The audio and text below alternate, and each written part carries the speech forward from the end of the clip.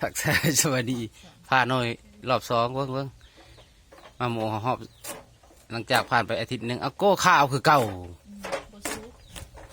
ฮะเด้งยังซุกอีกครับนี่อีกประมาณอาทิตย์หนึ่งเนาะซอยด้วยซอยมากินด้วย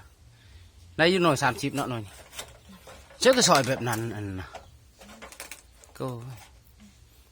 เบิ่งเอาหมูแดงเติบจะคันมาบ่มไว้ประมาณอาทิตย์หนึ่งพอดีเสร็จผ่านอะไรจะให้การผ่านหรือหมดปลอดสารพิษบ่แซ่บพอวะหวานอยู่ที่ไว้เขา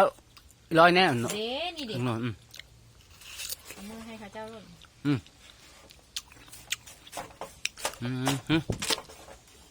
ตักจานด้วยพี่น้อง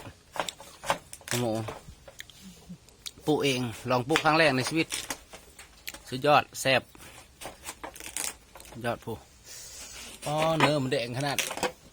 แต่ว่าว่านหมูจิตลาเนาะหมูสิดะมะโมพันธุ์ไทยโอเค